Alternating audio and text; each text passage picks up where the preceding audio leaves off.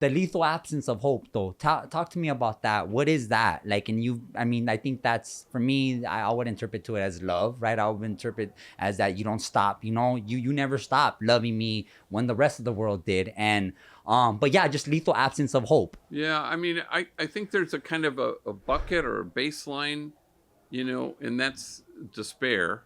And then the next bucket is a smaller, but, significant, which is trauma, damage, wounded folks. And then the smallest bucket is mentally ill. And so those are the three buckets from which kids join gangs. So despondent, or lethal absence of hope, is about a kid being unable to imagine what tomorrow will look like. So there are other kids in the projects who didn't join gangs, and they had the same thing. But, it's funny, you ask them and you say, why didn't you join a gang? You're in the same setting. Single mother, you're in the same kind of economic situation. And they always said always the same answer: because my mom would chase my ass. And so a kid is always looking over his shoulder and wondering, will somebody pursue me? Right. And then, and they would. And they'd drag his ass back por las orejas, and they'd take him in. Oh, hell no, you're not getting into that neighborhood. And same struggle. Right. And yet that enabled the kid to imagine a future. And I have somebody in mind who even works here, who was repeatedly asked by the local neighborhood, we're going to jump you in. Sometimes they would beat him down. Right. And he said, you beat me down. You didn't jump me in. Because you need me to agree. You agree. And I'm not going to agree. Yeah. And so he went through that, and they respected him in the end, Right. But it was because, his mom pursued him like crazy. Right. Which is hard to do for a mom has 3 jobs, and is alone. Yeah. But I mean, there was something that there wasn't the lethal absence of hope. Yeah. Right? And I think somehow the pilot light was stoked because there was, a loving, caring adult who paid attention. That's it. Even if it was just right there, right? Yeah. Just but right it was there. enough. It was enough. Yeah.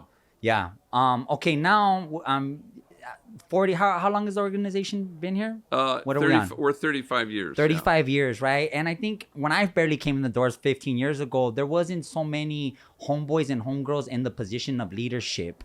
And can you talk to me about that, right? Like just the change and what that does for the organization, and just how you seen that in the beginning and where we're at now. Yeah. None of us will live forever, but we can all live in the forever. And so my board would always say, oh my God, what are we going to do when I die? My board would say that. Funders would say that. It's called, succession plan. And that was the thing that came up so often, and now I would say, if you've been out of here 15 years? Yeah, Pops. Yeah, I would say we haven't had that question in 10 years. I mean, easily. No funder asset, no board member asset. Right. And it's because they know that now, I've stepped back and the homies have stepped up. And so, we have extremely capable vice presidents, even one in this room right now, you know what I'm saying? And who run the place. And so I don't have to. And to say nothing of the fact it's now, $40 million annual operation. So nobody wants me running this place. That's for God's sake. So, and that's good. So, we've had a good CEO for 10 years. But, he's, looking to, kind of retire. Yeah, he is. And Jesuits retire in the graveyard. But, everybody else kind of says, I'm going to go spend some time away. And that's fine. I think we'll be fine. And I have every confidence, that we're going to fill these top positions, not by going outside this organization, but always within this organization from this time forward. Yeah. Because the hardest part of this place is knowing the culture and how it works and the mindset and what do people, what are people going through and what they and an ability to stand in awe at what folks have to carry rather than in judgment at how they carry it. So who can best do that? Well, the homies who and homegirls who have come through this organization, they get it. Now you go, yeah, but he doesn't really know business, or he doesn't know, spreadsheets. Or, I go, he can learn that. She can learn that. But this other part is too hard, I think. Right. To go out. And so if you went, so my whole goal, because the moment's going to come for CEO and other kinds of positions, where I can make sure the board doesn't say, oh no, we need a search, we need to go outside. No, we don't need to go outside. Right. And now we can train anybody to do anything, but you can't bring somebody in who knows spreadsheets and say, get the culture. That's really hard. And I think at the forefront, just, it is the pain, right? Is the pain that we all have to deal with. And this space for me, Pops, was a space of my healing, right? And I think that that's always at the forefront of the organization, that, everything else could be taught, as you said, but I think the most important thing is the space so us to heal. Yeah, exactly right. And that's, and we shifted. So we're 35 years old as an organization, right about the time you were here or so, where we kind of said we're no longer going to be job centered, but healing centric. And so it's probably at midpoint, I think, when we started to do that.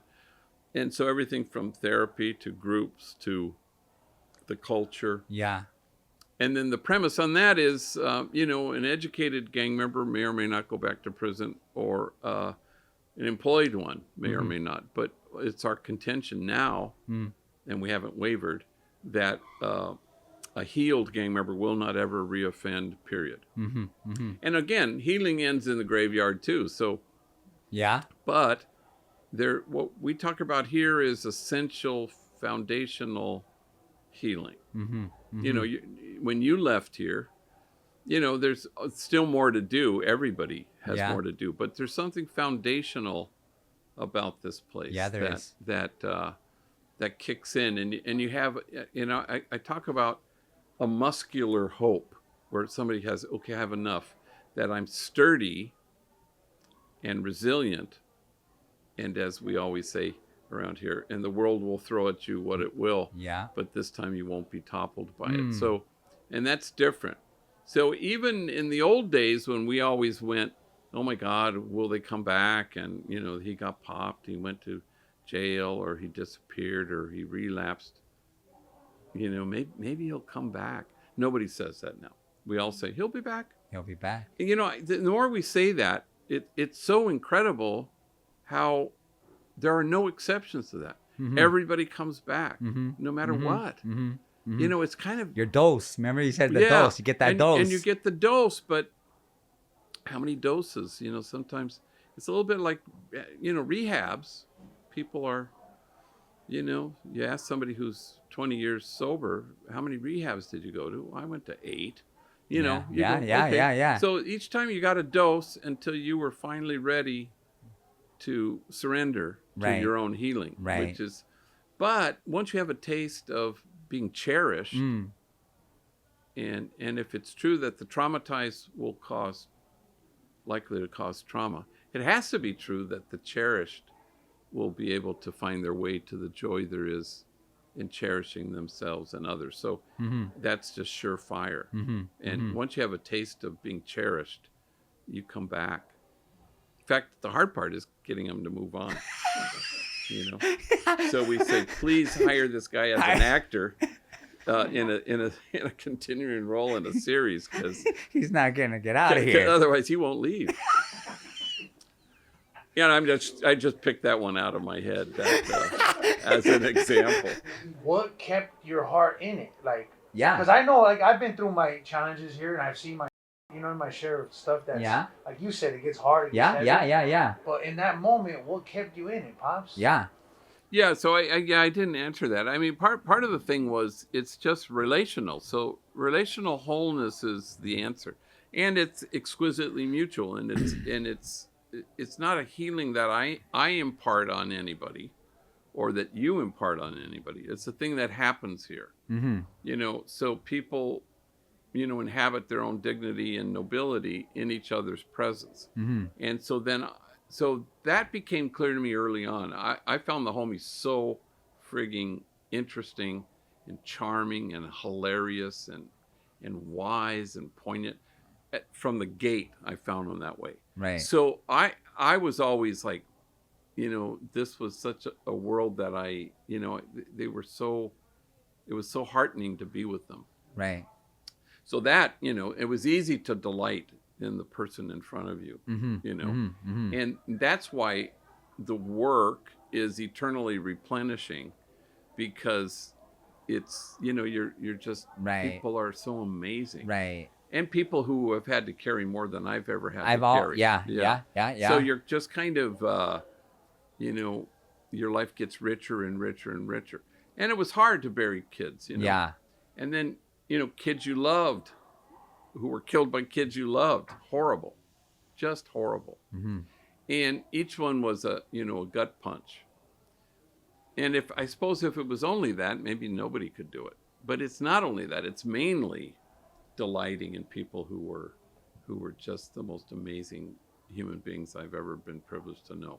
So it was always altering my heart, and wonderful. That's why, you know, I was talking about burnout here, you know, when senior staff will say, "Oh my God, I guess I'm just too compassionate. I need, you know, 3 months off." I go, "Fool. It's because you've allowed it to become about you. Fixing, saving, rescuing, and it isn't. It's, right. You thought it was about going to the margins to reach people, or going to the margins to make a difference. It's about going to the margins and being made different by people. Right. And that's what keeps you eternally replenished. But if it's about you, you will deplete in a place like this. And so that's not about burnout. And I came to that 10 years in. And then I've never looked back, you know, and I was doing it wrong, you know, middle of the night in my beach cruiser in the project, put that Uzi down. Are you sure you want to shoot that guy? Crazy. I didn't sleep. I was, you know, always available. Right. And it was crazy because it was me wanting to turn the light switch on in the darkened room for that homie. For them. And then I realized my job is to have a flashlight, aim it at the light switch, and hope they turn the light switch on, which is healthier.